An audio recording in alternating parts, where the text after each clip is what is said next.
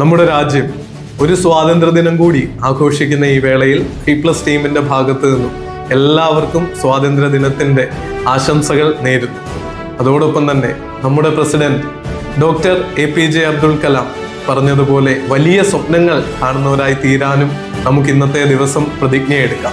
വികസിതമായിട്ടുള്ള ഒരു ഭാരതവും നന്മ നിറഞ്ഞൊരു സമൂഹവും ഉണ്ടാവണമെങ്കിൽ പരിവർത്തനം നമ്മളിൽ നിന്ന് തന്നെ തുടങ്ങണം.